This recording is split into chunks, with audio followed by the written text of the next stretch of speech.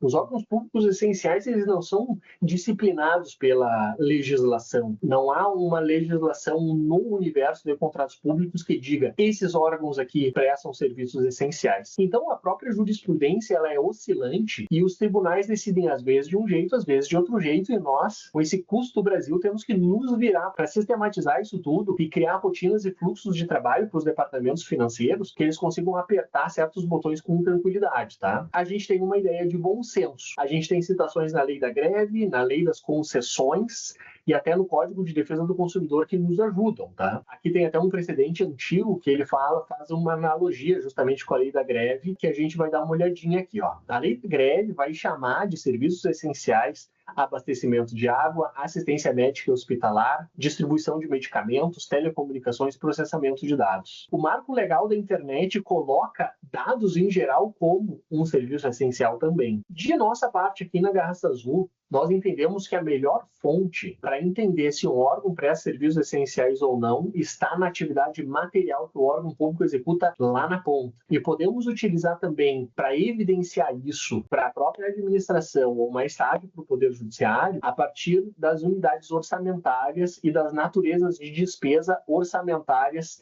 que são empregadas nos documentos contábeis da administração. Quem nos conhece há mais tempo sabe que a nossa solução dos casos, ela tem um viés contábil muito forte. Não é só um viés jurídico e um viés de força bruta de cobrança em sprints de trabalho, utilizando metodologias ágeis. Tem um aspecto contábil importante. Nesse aspecto contábil, a contabilidade pública ela é bastante mais complexa que a contabilidade privada e lá tem os ingredientes orçamentários, fontes de recursos, unidades gestoras, unidades orçamentárias e assim por diante. Respondendo à consulta de um cliente, a gente fez aqui uma simplificação. O que vai ser essencial? Atividade judiciária, atividade de administração pública às vezes, segurança pública, assistência social, previdência social, saúde e saneamento. Não essenciais. Então eu vou poder cortar qualquer secretaria de cultura, de trabalho, de cidadania, urbanismo, habitação, ambiental, ciência, tecnologia, agricultura, comércio e serviços, transporte, desporto e lazer. E a legislativa fica até numa zona cinzenta. Vejam então que nessa simplificação que tem aqui, a gente pode ser que tenha serviços não essenciais em alguma dessas unidades orçamentárias que estão aqui na coluna da esquerda. Mas nessa coluna da direita, é difícil da gente conseguir fundamentar perante o Poder Judiciário que essas atividades aqui são essenciais, a ponto de obrigar o órgão que faz o fornecimento de saneamento de energia elétrica e assim por diante, de manter esses fornecimentos. A administração pública que faça a sua diligência interna e que faça os pagamentos adequadamente. É sempre um jogo de números e um jogo de probabilidades. Pela nossa vivência e a nossa experiência, quando a gente vai fazer a suspensão dos serviços que estão aqui na esquerda, eu vou levar o órgão público a envolver a procuradoria, mudar o centro de gravidade de decisão acerca disso tudo, e a gente vê que eles sentam para conversar. A gente organiza um plano de ação, eles começam a pagar a fatura do mês e daqui a pouco sai um acordo com relação ao valor do passado. Na coluna da direita aqui um pouco mais difícil, mas até na coluna da esquerda a gente insiste em tentar fazer suspensões para agitar as coisas lá dentro, do lado de lá, e a gente vai para o Poder Judiciário para defender as nossas teses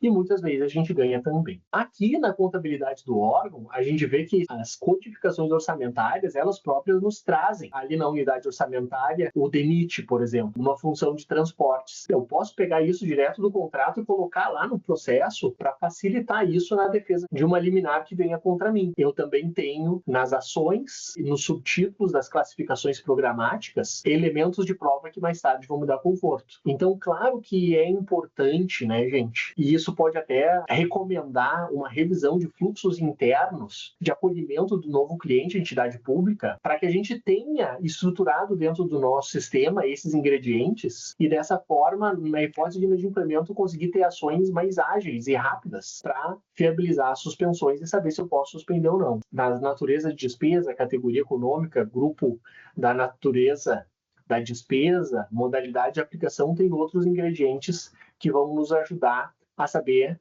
na documentação se a gente pode suspender o fornecimento ou não. Já os fornecimentos que são essenciais, né, são aqueles que impactam o funcionamento do órgão, e daí cada produto tem que ser analisado individualmente. Se há outros fornecedores do mesmo produto que eu vendo, praticamente fica excluído que eu sou obrigado a fazer o fornecimento. A gente vê isso em decisões judiciais mesmo, defendendo suspensões. Se eu vendo o serviço X, ou o produto X, o fornecimento de medicamento X, outras empresas atuam no mesmo setor, horas. Eu não sou obrigado a financiar a administração pública. Eu suspendo meu contrato e a administração pública vai ter que achar quem é que faça esses fornecimentos para eles. Se o destinatário do serviço público presta a ele serviço essencial, não pode ser suspensa a prestação dos serviços que são indispensáveis para o funcionamento desse órgão. A telecomunicação, a água, o saneamento de hospitais, de postos de saúde, e isso vai abrir a recomendação para uma série de providências laterais para a gente compelir aquele ordenador de despesas a fazer o pagamento para a gente. Se a gente conseguir separar as áreas meio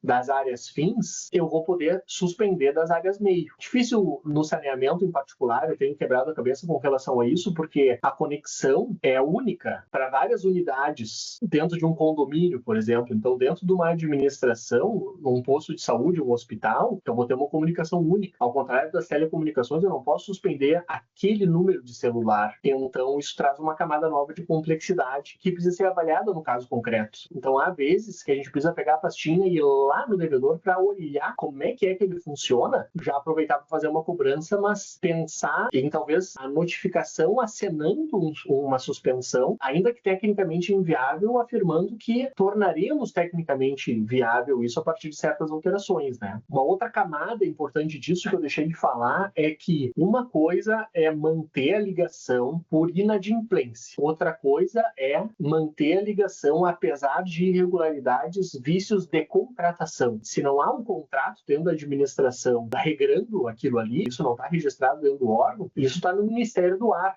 Isso é uma espécie de caixa 2 governamental. O consumo que leva a obrigações que não são contabilizadas. Isso é um caixa 2 governamental. Então, essa ilegalidade de um caixa 2 governamental ganha outros contornos para a suspensão em função de inadimplemento. Não estou suspendendo porque está só inadimplente. Eu estou suspendendo por uma recusa da administração em formalizar a contratação. Essa ilegalidade decorre de omissões com relação a atos de ofício da administração. Uma coisa é uma coisa, outra coisa é outra coisa. Com isso, a gente pressiona o órgão a decidir fazer o acordo conosco.